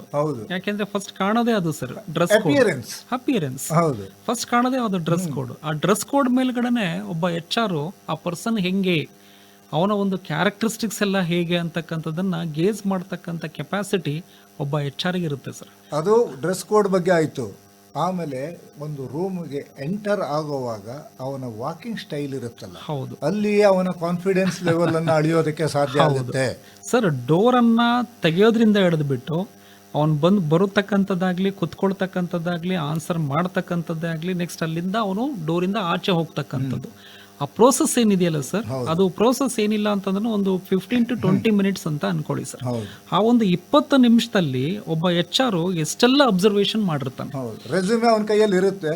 ಇವನು ಹೇಳಿದ್ದಕ್ಕೂ ಅವನು ಬಂದು ಹೋಗೋದಕ್ಕೂ ಟ್ಯಾಲಿ ಮಾಡಿದಾಗ ಹೌದು ಇದು ಆಕ್ಚುಯಲ್ ರಿಯಾಲಿಟಿನ ಇಲ್ಲ ಫೇಕಾ ಅನ್ನೋದು ಅಲ್ಲಿಯೇ ಗೊತ್ತಾಗ್ಬಿಡುತ್ತೆ. ಕನ್ಫರ್ಮ್ ಆಗುತ್ತೆ. ಹೌದು ಹೌದು ಇದಷ್ಟು ನಮ್ಮ ವಿದ್ಯಾರ್ಥಿಗಳಿಗೆ ಆಯ್ತು, ಪೋಷಕರು ಕೂಡ ಈ ನಿಟ್ಟಿನಲ್ಲಿ ಯೋಚನೆ ಮಾಡಬೇಕು. ಅದಾದ ನಂತರದಲ್ಲಿ ಇತ್ತೀಚಿನ ದಿನದಲ್ಲಿ ಇನ್ನೊಂದು ಮಾತಿದೆ ಡಾಕ್ಟರ್ ಕಟ್ಟಿಮನಿಯವರೇ, ಭವಿಷ್ಯದಲ್ಲಿ ಉದ್ಯೋಗ ಸೃಷ್ಟಿ ಅಥವಾ ಉದ್ಯೋಗಕ್ಕೆ ಅವಕಾಶ ಏನು? ಸರ್, ಈಗ ನಾನು ಎಂಜಿನಿಯರಿಂಗ್ ಬ್ಯಾಕ್ಗ್ರೌಂಡಿಂದ ಬಂದಿರೋದ್ರಿಂದ ಸೊ ಭವಿಷ್ಯದ ಉದ್ಯೋಗಗಳಲ್ಲಿ ಯಾವ ಕ್ಷೇತ್ರಗಳಲ್ಲಿ ಹೆಚ್ಚು ಉದ್ಯೋಗಾವಕಾಶಗಳಿದ್ದಾವೆ ಅನ್ನೋ ಥರ ನಾವು ನೋಡೋದಾಯಿತು ಅಂತಂದರೆ ಸರ್, ಈಗ ಆರ್ಟಿಫಿಷಿಯಲ್ ಇಂಟೆಲಿಜೆನ್ಸ್ ಚೆನ್ನಾಗಿದೆ. ಹೌದು. ಸೊ ನಾವು ಇವನ್ ಗೂಗಲ್ ಮಾಡಿದ್ರು ಕೂಡ ಮುಂದಿನ 10 ವರ್ಷಗಳಲ್ಲಿ ಯಾವ್ಯಾವ ಥರದ್ದು ಜಾಬು ಉದ್ಯೋಗ ಅವಕಾಶಗಳು ಸೃಷ್ಟಿ ಆಗ್ತಾ ಇದಾವೆ ಅಂತಕ್ಕಂಥದ್ದು ಇದೆ. ಇದು ನೀವು ಒಂದು ಅರ್ಥದಲ್ಲಿ ಪಾಸಿಟಿವ್ ಆಗಿ ಹೇಳ್ತಾ ಇದ್ದೀರಿ ಕಟ್ಟಿಮನಿಯವರೇ. ಆರ್ಟಿಫಿಷಿಯಲ್ ಇಂಟೆಲಿಜೆನ್ಸ್ ಬಂದಿರೋದ್ರಿಂದ ಉದ್ಯೋಗವನ್ನ ಕಿತ್ಕೊಳ್ಳುತ್ತೆ ಅನ್ನೋದು ಕೂಡ ಇನ್ನೊಂದು ಮಾತಿದೆ. ಇಲ್ಲ ಸರ್, ಆ ಥರ ಏನಿಲ್ಲ ಸರ್. ಇವನ್ ದೊಡ್ಡ ದೊಡ್ಡ ಕಂಪ್ನಿಯ ಸಿಇಒಗಳೇ ಹೇಳಿದ್ದಾರೆ. ಯಾಕೆಂತಂದ್ರೆ ಒಂದು ಆರ್ಟಿಫಿಷಿಯಲ್ ಇಂಟೆಲಿಜೆನ್ಸ್ ಅದನ್ನ ಒಂದು ತಯಾರು ಮಾಡಬೇಕು ಅಥವಾ ಅದರದ ಒಂದು ಮೇಂಟೆನೆನ್ಸ್ ಬೇಕು, ಹಾಗೆ ಅಂತಂದ್ರೂ ಕೂಡ ಏನೋ ಜನಗಳು ಬೇಕಾಗ್ತದೆ, ಜಾಬ್ ಕ್ರಿಯೇಟ್ ಆಗುತ್ತೆ ಸರ್, ಜಾಬ್ ಕ್ರಿಯೇಟ್ ಆಗ್ತದೆ. ಅದೇ ತರ ಸೈಬರ್ ಸೆಕ್ಯೂರಿಟಿಯಲ್ಲೂ ಕೂಡ ಸಾಕಷ್ಟು ಜಾಬ್ ಆಪರ್ಚುನಿಟೀಸ್ ಇದಾವೆ. ಡೇಟಾ ಸೈನ್ಸ್ ಅಲ್ಲೂ ಕೂಡ ಸೈಬರ್ ಸೆಕ್ಯೂರಿಟಿ ಅಂತಂದಾಗ ಡಾಕ್ಟರ್ ಕಟ್ಟಿಮನಿಯವರು ನಾವು ಹೇಳಲೇಬೇಕು. ನಮ್ಮ ಶಿವಮೊಗ್ಗದಲ್ಲಿ ರಾಷ್ಟ್ರೀಯ ರಕ್ಷಾ ಯೂನಿವರ್ಸಿಟಿ ಅಂತ ಕೇಂದ್ರ ಸರ್ಕಾರದ ಒಂದು ಕಾಲೇಜ್ ಇದೆ, ಸೌತ್ ಇಂಡಿಯಾದಲ್ಲೇ ಇರುವಂಥ ಒಂದು ಪ್ರಮುಖ ಕಾಲೇಜು. ಇಲ್ಲಿ 10 ಹಲವು ವಿವಿಧ ಭವಿಷ್ಯದ ಕೋರ್ಸ್ಗೆ ಸಂಬಂಧಪಟ್ಟಂತಹ ಕೋರ್ಸ್ಗಳನ್ನು ನಡೆಸ್ತಾ ಇದ್ದಾರೆ.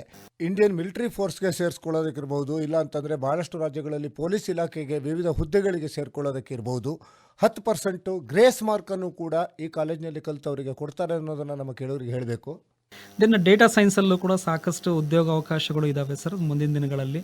ಆಮೇಲೆ ಈಗ BVOC ಅಂತಕ್ಕಂಥ ಒಂದು ಕೋರ್ಸ್ ಕೆಲವೊಂದು ಕಾಲೇಜ್ಗಳಲ್ಲಿ ಮಾಡಿದೆ sir, bachelor of vocational training ಅಂತಾನೆ. ಅಲ್ಲಿ ಎಲೆಕ್ಟ್ರಿಕಲ್ ವೆಹಿಕಲ್ಸ್ ಮೇಲೆ ಅದೊಂದು ಕೋರ್ಸ್ ಅಂತ ಮಾಡಿಕೊಂಡ್ರೆ ಅದರಲ್ಲೂ ಕೂಡ ಸಾಕಷ್ಟು ಉದ್ಯೋಗ ಅವಕಾಶಗಳು ಸೃಷ್ಟಿ ಆಗ್ತಾ ಇದ್ದಾವೆ. ಅದೇ ಥರ ಹೆಲ್ತ್ ಕೇರ್ ಸೆಕ್ಟರ್ ಇರ್ಬೋದು, ಅಥವಾ ಬಯೋಟೆಕ್ನಾಲಜಿ ಡಿಪಾರ್ಟ್ಮೆಂಟಲ್ಲಿ ಅಥವಾ ಆ ಒಂದು ಕ್ಷೇತ್ರದಲ್ಲಿ ಇರ್ಬೋದು, ಅಥವಾ ರಿನ್ಯೂವೇಬಲ್ ಎನರ್ಜಿಯಲ್ಲಿ ಇರ್ಬೋದು, ಅಥವಾ ಡಿಜಿಟಲ್ ಮಾರ್ಕೆಟಿಂಗ್ ಇರ್ಬೋದು. ಇವು ಎಲ್ಲ ಒಂದು ಫೀಲ್ಡಲ್ಲೂ ಕೂಡ ಡಿಮ್ಯಾಂಡ್ ಅಂತೂ ತುಂಬಾನೇ ಇದೆ ಸರ್. ಇದನ್ನ ನಾನು ಮುಂದಿನ 10 ವರ್ಷಗಳಲ್ಲಿ ಅಂತ ನಾನು ಹೇಳ್ಬೋದು ಸರ್. ಆಮೇಲೆ ಈಗ ನೀವು ಇಷ್ಟೆಲ್ಲ ಅಂದ್ರೆ ಡಿಜಿಟಲ್ ಮಾರ್ಕೆಟಿಂಗ್ ವರೆಗೆ ಹೇಳ್ಬಿಟ್ರಿ. ಈ ರಿನ್ಯೂವೇಬಲ್ ಎನರ್ಜಿ ಈಗಂತೂ EVಗಳು ಬರ್ತಾ ಇವೆ. ಹೌದು ಸರ್, ಅದು ಒಂದು ರೀತಿಯಲ್ಲಿ ಕ್ರಾಂತಿ ನಡೀತಾ ಇರುವಂತದ್ದು. ಅಲ್ಲಿಯೂ ಕೂಡ ನಮ್ಮ ಇಂಜಿನಿಯರಿಂಗ್ ಇವರಿಗೆ ಅವಕಾಶ ಇದೆ. ಇದೆಲ್ಲ ನೀವು ಡಿಗ್ರಿಗೆ ಮಾತಾಡಿದಾಗ ಆಗ್ಬಿಡ್ತು. ನಾನು ಡಿಗ್ರಿನೇ ಮಾಡೋದಿಲ್ಲಪ್ಪ, ಡಿಗ್ರಿ ಮಾಡದೇ ಇದ್ರೂ ಕೂಡ ನನ್ನ ಕರಿಯರನ್ನು ನಾನು ಬಿಲ್ಡ್ ಮಾಡಬಹುದಾ? ಸರ್ ಮಾಡ್ಬೋದು. ಅದಕ್ಕೆ ಅಂತಾನೆ ಬಹಳಷ್ಟು ಅವಕಾಶಗಳು ಇದಾವೆ ಸರ್ ಅದರಲ್ಲಿ. ಈಗ ಎಲೆಕ್ಟ್ರಿಷಿಯನ್ಸ್ ಸರ್ ನೀವು ನೋಡಿರ್ಬೋದು, ಎಲೆಕ್ಟ್ರಿಷಿಯನ್ಸ್ ಅಂತಂದ್ರೆ ITI ಡಿಪ್ಲೊಮಾ ಹೌದು, ಅದಕ್ಕೆ ನಮಗೆ ಡಿಗ್ರಿನೇ ಬೇಕು ಅಂತಲ್ಲ ಸರ್. ಇವನ್ 10th ಆಗಿರ್ತಕ್ಕಂಥವ್ರು ITI ಮಾಡಿರ್ತಕ್ಕಂಥವ್ರು ಕೂಡ ಎಲೆಕ್ಟ್ರಿಷಿಯನ್ ಆಗ್ತಾರೆ. ಕೆಲವೊಮ್ಮೆ ಕೋರ್ಸ್ ಅನ್ನ ಸೇರ್ಕೊಳ್ಳದೇನೆ ಬರೀ ಪ್ರಾಕ್ಟಿಕಲ್ ನಲ್ಲೇ ಕಲ್ತ್ಕೊಂಡಿರೋದು ಬಹಳ ದೊಡ್ಡ ದೊಡ್ಡ ಇಂಡಸ್ಟ್ರಿ ಕೆಲಸದವರು ಇದ್ದಾರೆ. ಈಗ ಪ್ಲಂಬರ್ಸ್ ಎಲ್ಲ ನೋಡ್ತಾ ಇರ್ತೀರಿ ಸರ್, ಪ್ಲಂಬರ್ಸ್ ಅವ್ರೇನು ಯಾವುದೇ ತರದ ಡಿಗ್ರಿ ಅಂತ ಮಾಡಿರಲ್ಲ, ಅವ್ರಿಗೆಲ್ಲ ಸ್ಕಿಲ್ ಸೆಟ್ ಸರ್ ಅದೆಲ್ಲ. ಅದೇ ಥರ ಇವನು ಕಾರ್ಪೆಂಟ್ರಿ ಅವ್ರು ನೋಡಿರ್ಬೋದು. ಅದೇ ಥರ ಇವನು ಗ್ರಾಫಿಕ್ ಡಿಸೈನರ್ಸ್, ಅದಕ್ಕೆ ಯಾವುದೇ ಥರದ್ದು ಡಿಗ್ರಿ ಕೂಡ ಬೇಡ. ಸೊ ಗ್ರಾಫಿಕ್ ಡಿಸೈನಲ್ಲಿ ಒಂದು ಒಳ್ಳೆಯ ಒಂದು ಅನುಭವ ಇದ್ದರೆ ಆಯಿತು. ಅದೇ ಥರ ಫೋಟೋಗ್ರಫಿ ಇರ್ಬೋದು, ಅಥವಾ ಎಡಿಟಿಂಗ್, ವಿಡಿಯೋ ಎಡಿಟಿಂಗ್ ಕೋರ್ಸಸ್ ಕೂಡ ಇದ್ದಾವೆ. ಸೊ ವಿದ್ಯಾರ್ಥಿಗಳು ಅದರಲ್ಲೂ ಕೂಡ ಅವರು ಪರಿಣಿತಿಯನ್ನು ಹೊಂದ್ಬೋದು. ಅದೇ ಥರ ವೆಬ್ ಡೆವಲಪ್ಮೆಂಟ್ ಇರ್ಬೋದು, ಅಪ್ಲಿಕೇಶನ್ ಡೆವಲಪ್ಮೆಂಟು, ಅಥವಾ ಡಿಜಿಟಲ್ ಮಾರ್ಕೆಟಿಂಗು.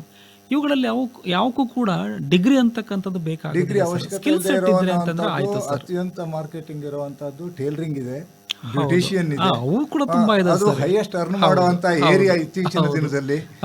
ಅದೇ ರೀತಿಯಲ್ಲಿ ಅಗ್ರಿಕಲ್ಚರ್ ಫೀಲ್ಡ್ ಅಲ್ಲಂತೂ ಲಾಟ್ ಆಫ್ ಅಪಾರ್ಚುನಿಟೀಸ್ ಇದೆ. ಅಂದ್ರೆ ಡಿಗ್ರಿ ಒಂದೇ ಉದ್ಯೋಗಕ್ಕೆ ಬೇಸ್ ಅಲ್ಲ. ಹೌದು ಸರ್, ಅದೇನೋ ನಿಜ. ಸ್ಕಿಲ್ ಸೆಟ್ ಹೌದು ಸರ್. ಈಗ ಒಬ್ಬ ಮೇಸ್ತ್ರಿ ನೀವು ನೋಡಿರ್ಬೋದು, ಅವನು ಎಂಜಿನಿಯರಿಂಗ್ ಡಿಗ್ರಿ ಏನು ಮಾಡಿರೋದಿಲ್ಲ. ಒಬ್ಬ ಮೇಸ್ತ್ರಿ ಅಂತ ಬಂದರೆ ಅವನ ಅನುಭವ ಸರ್ ಅದು. ಸಾಕಷ್ಟು ಮನೆಗಳನ್ನು ಕಟ್ಟಿರ್ತಾನೆ. ಸೊ ಅದರ ಒಂದು ಅನುಭವದ ಮೇಲ್ಗಡೆ ಅವನು ಒಬ್ಬ ಡಿಗ್ರಿ ಹೋಲ್ಡರ್ಗಿಂತ ಒಂದು ಒಳ್ಳೆ ರೀತಿಯಲ್ಲಿ ಅವನು ಒಂದು ಮನೆಯನ್ನ ಕಟ್ಕೊಡ್ತಕ್ಕಂಥ ಒಂದು ಕೆಲಸವನ್ನ ಮಾಡ್ತಾನೆ. ಯಾರು ಒಬ್ಬ ಮೇಸ್ತ್ರಿ. ಅವರು ಇಂಜಿನಿಯರಿಂಗ್ ಸಿವಿಲ್ ಅಂತ ಮಾಡಿರೋದಿಲ್ಲ. ಹೌದು ಹೌದು, ಅದೆಲ್ಲ skill set sir. Practical knowledge ಅಂತ ನಾವೇನು ಅಂತೀವಲ್ಲ, ಒಂದು ಪ್ರಾಕ್ಟಿಕಲ್ ನಾಲೆಡ್ಜ್ ಅಂತಕ್ಕಂಥದ್ದು ತುಂಬಾನೇ ಇಂಪಾರ್ಟೆಂಟ್. ಕೆಲವೊಬ್ರು ಏನ್ ಮಾಡ್ತಾರೆ, ಥೆರಿಟಿಕಲ್ ನಾಲೆಡ್ಜ್ಗೆ ಹೆಚ್ಚು ಒತ್ತನ್ನು ಕೊಡ್ತಾರೆ ಸರ್. ಈಗ ಥೆರಿಟಿಕಲ್ ನಾಲೆಡ್ಜ್ ಅಂತಂತಂದ್ರೆ ಫಾರ್ ಎಕ್ಸಾಂಪಲ್ ಸರ್, ನಾವು ಒಂದು ಯಾವುದೋ ಒಂದು ಡಿವೈಸ್ ಅನ್ನ ಕೈಯಲ್ಲಿ ಇಟ್ಕೊಂಡ್ಬಿಟ್ಟು ಒಬ್ಬ ಎಕ್ಸ್ಟ್ರಾರ್ಡಿನರಿ ಒಬ್ಬ ವಿದ್ಯಾರ್ಥಿಯನ್ನ ಕರೆದ್ಬಿಟ್ಟು ಇದೇನು ಅಂತ ಕೇಳಿದಾಗೆ ಅವರು ಪ್ರಾಕ್ಟಿಕಲ್ ನಾಲೆಡ್ಜ್ಗಿಂತ ಥೆರಿಟಿಕಲ್ ನಾಲೆಡ್ಜ್ ಸ್ಟ್ರಾಂಗ್ ಇರ್ತಾರೆ. ಬಟ್ ಅವರಿಗೆ ಅದನ್ನು ಐಡೆಂಟಿಫೈ ಮಾಡೋಕ್ಕಾಗಲ್ಲ. ಅದಕ್ಕೆ ನಾವೇನಂತ ಹೇಳ್ತೀವಿ, ಲ್ಯಾಕ್ ಆಫ್ ಪ್ರಾಕ್ಟಿಕಲ್ ನಾಲೆಡ್ಜ್ ಅಂತ ಹೇಳ್ತೀವಿ. ಬಟ್ ಅದು ವಸ್ತು ಏನು ಅಥವಾ ಡಿವೈಸ್ ಏನು ಅಂತಕ್ಕಂಥದ್ದು ನಾವು ಬಾಯ್ಬಿಟ್ಟು ಹೇಳಿದಾಗ ಅವರಿಗೆ ಥೆರಿಟಿಕಲ್ ನಾಲೆಡ್ಜ್ ಅಂತ ಇರೋದ್ರಿಂದ ಥೆರಿಟಿಕಲಿ ಅವರು ಎಕ್ಸ್ಪ್ಲೈನ್ ಮಾಡ್ತಾರೆ. ಇದು ಈಗ ಅದೊಂದು ಡಿಫರೆನ್ಸ್ ಬರ್ತಾ ಇದೆ. ಡಾಕ್ಟರ್ ಕಟ್ಟಿಮನಿಯವರೇ, ನಮ್ಮ ಕೇಳುಗರಿಗೆ ಇನ್ನೊಂದೇನು ಹೇಳಬೇಕು, ಯಾವ ಉದ್ಯೋಗವೂ ಕಡಿಮೆ ಅಲ್ಲ, ಯಾವ ಉದ್ಯೋಗವೂ ಹೆಚ್ಚಲ್ಲ. ಹೌದು ಸರ್, ಅದೇನೋ ನಿಜ. ಸ್ಕಿಲ್ಲು ಮತ್ತು ಮಾರ್ಕೆಟಿಂಗ್ ಇದು ಎರಡನ್ನ ಸರಿಯಾಗಿ ಕಲಿತ್ರೆ ಅವನು ಬಹಳ ಅರ್ನ್ ಮಾಡೋದಕ್ಕೆ ಸಾಧ್ಯ. ಎಕ್ಸಾಂಪಲ್ ಅಂತಂದ್ರೆ ನಾವು ಇತ್ತೀಚೆಗೆ ನೋಡಿದ ಹಾಗೆ ಒಬ್ಬ ಪಾನಿಪುರಿಯನ್ನು ಇಟ್ಕೊಂಡು ಸ್ಕಿಲ್ ಬೇಸ್ಡ್ನಲ್ಲಿ ಮಾರಾಟ ಮಾಡಿ 1.5 ಲಕ್ಷ ಪರ್ ಮಂತ್ ಅರ್ನ್ ಮಾಡೋದನ್ನು ನೋಡ್ತೀವಿ. ಅದೇ ರೀತಿಯಲ್ಲಿ ನಮ್ಮ ಹಲವಾರು ಈ ಟ್ಯಾಕ್ಸಿಗಳನ್ನು ಓಡಿಸುವಂಥವ್ರು ಇರ್ಬೋದು, ಅವರು ಕೂಡ ಪಾರ್ಟ್ ಟೈಮ್ ಜಾಬ್ನಲ್ಲಿ ನೋಡ್ತೀವಿ. ನಿಜ. ಅದೇ ರೀತಿಯಲ್ಲಿ ಫುಡ್ ಡೆಲಿವರಿ ಅಂತ ನೋಡ್ತಿದ್ದೀವಿ. ಅಂದ್ರೆ ಈಗ ಇತ್ತೀಚಿನ ದಿನದಲ್ಲಿ ಜಾಬ್ ಅಪಾರ್ಚುನಿಟೀಸ್ ಕೇವಲ ಇಂತಹದ್ದಕ್ಕೆ ಅಂತಿಲ್ಲ, ಎಲ್ಲ ಕ್ಷೇತ್ರದಲ್ಲೂ ಬಂದ್ಬಿಟ್ಟಿದೆ. ನಾವೇ ಜಾಬ್ ಅನ್ನ ಕ್ರಿಯೇಟ್ ಮಾಡ್ಕೊಳ್ಳೋದಕ್ಕೂ ಕೂಡ ಅವಕಾಶ ಇದೆಯಲ್ವಾ? ಹೌದು ಸರ್, ಇದೆ ಸರ್, ಸಾಕಷ್ಟು ಇದೆ ಆ ಥರದ್ದೆಲ್ಲ. ಸರ್, ಇಲ್ಲಿ ಏನಾಗುತ್ತೆ ಅಂತಂದ್ರೆ ಕೆಲವೊಬ್ರು ವಿದ್ಯಾರ್ಥಿಗಳಿಗೆ ಕೆಲವೊಂದು ಸಂದೇಹ ಇರ್ತದೆ. ಈಗ ಇದನ್ನೆಲ್ಲ ನಾವು ಹೇಳಿದ್ಮೇಲೆ ನಾನು ಈ ಜಾಬ್ ಆಯ್ಕೆ ಮಾಡ್ಕೊಳ್ಳ, ಈ ಜಾಬ್ ಆಯ್ಕೆ ಮಾಡ್ಕೊಳ್ಳ, ಇಲ್ಲ ಕಂಪ್ಯೂಟರ್ ಸೈನ್ಸಿಗೆ ಹೋಗ್ಲಾ, ಯಾಕಂತಾರೆ ಎಲ್ಲ ಹೈಯೆಸ್ಟ್ ಅರ್ನಿಂಗ್ ಅನ್ನ ನೋಡ್ಬಿಡ್ತೀವಿ. ಇತ್ತೀಚಿನ ದಿನದಲ್ಲಿ ನಾವು ಪ್ಯಾಕೇಜ್ನಲ್ಲಿ ಮಾತಾಡ್ತಿರೋದ್ರಿಂದ ಅದು 5 lakh 10 lakh yearly package, but monthly salary 60,000 to 70,000 ಅನ್ನೋದನ್ನ ಮರಿತೀವಿ. ಹೌದು, ಆವಾಗ ನಮಗೆ ಕನ್ಫ್ಯೂಷನ್ ಶುರು ಆಗುತ್ತೆ.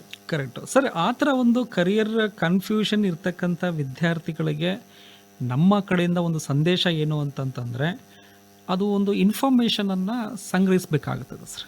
ಯಾವುದೋ ಒಂದು ಉದ್ಯೋಗಕ್ಕೆ ನಾವು ಹೋಗಬೇಕು ಹಾಗೆ ಅಂತ ಕೋರ್ಸ್ ಆಯ್ಕೆಯಿಂದ ಹಿಡಿದು ಈಗ ಫಾರ್ ಎಕ್ಸಾಂಪಲ್ ನೀವು ಹೇಳ್ದಂಗೆ ಸರ್, ಡಿಗ್ರಿ ಇಲ್ದೇ ಕೆಲವೊಬ್ರು ಸ್ಕಿಲ್ ಸೆಟ್ ಬೇಸ್ ಮೇಲೆ ಕೆಲವೊಂದು ಉದ್ಯೋಗಾವಕಾಶವನ್ನು ಅವರು ಆಯ್ಕೆ ಮಾಡ್ಕೋತಾರೆ. ಅಥವಾ ಈ ಒಂದು ಬಿಸ್ನೆಸ್ ಮಾಡಿದ್ರೆ ಹೆಂಗೆ, ಇಲ್ಲಿ ಇನ್ವೆಸ್ಟ್ಮೆಂಟ್ ಮಾಡಿದ್ರೆ ಹೆಂಗೆ, ನಾನು ಇಲ್ಲಿ ದುಡಿಬೋದಾ, ನನಗೆ ಅದು ಲಾಭ ಆಗ್ತದ ಅಂತಕ್ಕಂಥದ್ದು.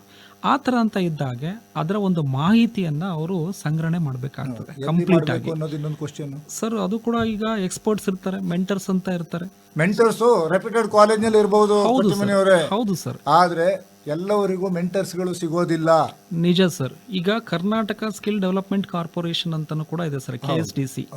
ಅಲ್ಲೂ ಕೂಡ KSDC ಥ್ರೂ ಸಾಕಷ್ಟು ಏನೋ ಉದ್ಯೋಗಾವಕಾಶಗಳನ್ನು ಅವರು ಕೂಡ ಸೃಷ್ಟಿ ಮಾಡ್ತಾ ಇದ್ದಾರೆ, ಮೇಳಗಳನ್ನು ಕೂಡ ಮಾಡ್ತಾ ಇದ್ದಾರೆ. ಅಂಡ್ ಇನ್ನೊಂದೇನು ಅಂತಂತಂದ್ರೆ, ಈಗ ಹಳ್ಳಿಯ ಮಕ್ಕಳುಗಳು ಗುಡಿ ಕೈಗಾರಿಕೆಗಳನ್ನು ಸ್ಥಾಪನೆ ಮಾಡೋದಕ್ಕೆ ಅಥವಾ ಸ್ವಯಂ ಉದ್ಯೋಗವನ್ನು ಹೊಂದೋದಕ್ಕೆ ಅವ್ರಿಗೆ ಏನ್ ಬೇಕೋ ಆ ಥರ ಒಂದು ಟ್ರೈನಿಂಗ್ ತರಬೇತಿಯನ್ನು ಕೂಡ ಕೊಡ್ತಾ ಇದ್ದಾರೆ.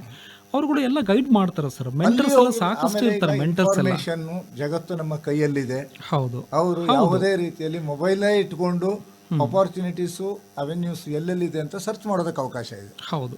ಅಂಡ್ ಆ ಒಂದು ಉದ್ಯೋಗ ಮಾಡಬೇಕು ಹಾಗೆ ಅಂತಂದ್ರೆ ಪ್ಯಾಷನ್ ಕೂಡ ಬಹಳ ಇಂಪಾರ್ಟೆಂಟ್ ಆಗುತ್ತೆ ಸರ್. ಅದು ಅವ್ರದ್ದು ಪ್ಯಾಷನ್ ಇರಬೇಕು. ಅದು ಆ ಪ್ಯಾಷನ್ ಉದ್ಯೋಗಕ್ಕಾಗಿ ಮಾಡಬಾರ್ದು, ಸಂಬಳಕ್ಕಾಗಿ ಮಾಡಬಾರ್ದು, ಆಸಕ್ತಿಯುತವಾಗಿ ನನ್ನ ಒಂದು ಕೌಶಲ್ಯವನ್ನು ಎಕ್ಸಿಬಿಟ್ ಮಾಡೋದಕ್ಕೆ ಮಾಡಬೇಕು. ಆಗ ಅವನು ಸಕ್ಸಸ್ ಆಗ್ತಾನೆ. ನಿಜ ಸರ್. ಅಲ್ಲಿ passion plus talent plus marketing ಅಂತಕ್ಕಂಥದ್ದು, ಇವು ಮೂರು ನಾವೇನಂತ ಹೇಳ್ತೀವಿ ಅಂತಂತಂದ್ರೆ, ಒಬ್ಬ ಸಕ್ಸಸ್ಫುಲ್ ಪರ್ಸನ್ ಏನೋ ಕ್ರೈಟೀರಿಯಾಸ್ ಇವೆಲ್ಲ. ಒಬ್ಬ ಸಕ್ಸಸ್ಫುಲ್ ಪರ್ಸನ್ ಅಲ್ಲಿ ಇದ್ದಾನೆ ಹಾಗೆ ಅಂತಂದ್ರೆ ಅವನು ಆ ಒಂದು ಬಿಸ್ನೆಸ್ ಅಲ್ಲಿ ಒಂದು ಪ್ಯಾಷನ್ ಕೂಡ ಇರ್ತದೆ, ಆ ಒಂದು ಬಿಸ್ನೆಸ್ ಅಲ್ಲಿ ಅವನಿಗೆ ಟ್ಯಾಲೆಂಟ್ ಕೂಡ ಇರ್ತದೆ, ಆಮೇಲೆ ಆ ಒಂದು ಬಿಸ್ನೆಸ್ ಅಲ್ಲಿ ಅವನಿಗೆ ಮಾರ್ಕೆಟಿಂಗ್ ಹೇಗೆ ಮಾಡಬೇಕು ಅಂತಕ್ಕಂಥ ಒಂದು ಸ್ಕಿಲ್ ಸೆಟ್ ಕೂಡ ಇರ್ತದೆ. ಹಾಗಾಗ್ಬಿಟ್ಟು ನಾವೇನಂತ ಹೇಳ್ತೀವಿ, passion plus talent plus marketing need is equal to best career ಅಂತ ನಾವು ಹೇಳ್ಬೋದು. ಹೌದು, ಅಂದ್ರೆ ಈ ಮೂರನ್ನ ಇಂಟಿಗ್ರೇಟ್ ಮಾಡಿಕೊಂಡ್ರೆ ಹೌದು, ಅವನು ಜೀವನದಲ್ಲಿ ಯಶಸ್ವಿಯಾಗಿ ಜೀವನವನ್ನ ಅಥವಾ ಬದುಕನ್ನ ಸಾಗಿಸೋದಕ್ಕೆ ಸಾಧ್ಯ ಆಗುತ್ತೆ ಅಂತ ನಾವು ಹೇಳೋದಕ್ಕೆ ಸಾಧ್ಯ ಆಗುತ್ತೆ. ಡಾಕ್ಟರ್ ತೇಜಸ್ವಿ ಕಟ್ಟಿಮನಿಯವರೇ, ಈ ಒಂದು ಕರಿಯರ್ಗೆ ಸಂಬಂಧಪಟ್ಟ ಹಾಗೆ ಬಿಲ್ಡಪ್ ಮಾಡ್ಕೊಳ್ಳೋದಕ್ಕೆ ಹಲವಾರು ಮಾರ್ಗಗಳಿವೆ. ಇವತ್ತು ನಾವು ಕೆಲವನ್ನು ಮಾತ್ರ ಹೇಳೋದಕ್ಕೆ ಸಾಧ್ಯ ಆಯಿತು, ಇನ್ನೂ ಹಲವಾರು ಮಾರ್ಗಗಳನ್ನು ಹೇಳಬೇಕಿತ್ತು. ಇದರ ಮಧ್ಯದಲ್ಲಿ ನಮ್ಮ ಕೆಲವರಿಗೆ ಹೇಳ್ಬೋಣ, ತಾವು ಆರಂಭದಲ್ಲಿ 2 tier ಸಿಟಿಗೆ ಈಗ ಜಾಬ್ ಆಪರ್ಚುನಿಟೀಸ್ ಇದೆ ಅಂತ ಹೇಳಿದ್ದೀರಿ. ಸ್ಟಾರ್ಟಪ್ ಕಂಪನಿಗಳು ನಮ್ಮ ಶಿವಮೊಗ್ಗದಂಥ ನಗರದಲ್ಲಿಯೇ 30ರಿಂದ 50 ಸ್ಟಾರ್ಟಪ್ ಕಂಪನಿ ಆಗಿದೆ ಅನ್ನೋದಕ್ಕೆ ಹೆಮ್ಮೆ ಇದೆ. ಭವಿಷ್ಯದಲ್ಲಿ ಉದ್ಯೋಗಕ್ಕೆ ಅಥವಾ ಉದ್ಯೋಗ ಸೃಷ್ಟಿಗೆ ಡಿಗ್ರಿ ಪ್ರಧಾನವಾಗಿರುವುದಿಲ್ಲ, ಬಹಳ ಮುಖ್ಯವಾಗಿ ಕೌಶಲ್ಯ ಪ್ರಧಾನವಾಗಿರುತ್ತೆ. ಪ್ರತಿಯೊಬ್ಬರೂ ಕೂಡ ಕೌಶಲ್ಯಯುಕ್ತ ಕಲಿಕೆಯೊಂದಿಗೆ ತಾವು ಹೇಳಿದಂತಹ ಮಾರ್ಗಗಳನ್ನು ಅನುಸರಿಸಿದಾಗ ಅವರು ಕೂಡ ಸುಭದ್ರವಾಗಿ ಜೀವನದಲ್ಲಿ ನಿಲ್ಲಬಹುದು ಅನ್ನೋ ಆಶಯದೊಂದಿಗೆ ಭಾಗವಹಿಸಿ ಮಾಹಿತಿ ನೀಡೋದಕ್ಕೆ ಧನ್ಯವಾದ. ನಮಸ್ಕಾರ. Thank you sir. Thank you. ಭವಿಷ್ಯದ ಉದ್ಯೋಗಕ್ಕೆ ಕೌಶಲ್ಯ ವಿಶೇಷ ಸಂದರ್ಶನ ಕಾರ್ಯಕ್ರಮದ 2ನೇ ಭಾಗವನ್ನು ಕೇಳಿದಿರಿ. ಭಾಗವಹಿಸಿದವರು JNNCE ತರಬೇತಿ ಮತ್ತು ಉದ್ಯೋಗ ವಿಭಾಗದ ನಿರ್ದೇಶಕರಾದ ಡಾ ತೇಜಸ್ವಿ ಕಟ್ಟಿಮನಿ ಇವರೊಂದಿಗೆ ಆಕಾಶವಾಣಿ ಭದ್ರಾವತಿ ಕೇಂದ್ರದ ಕಾರ್ಯಕ್ರಮ ಮುಖ್ಯಸ್ಥರಾದ ಎಸ್ಆರ್ ಭಟ್.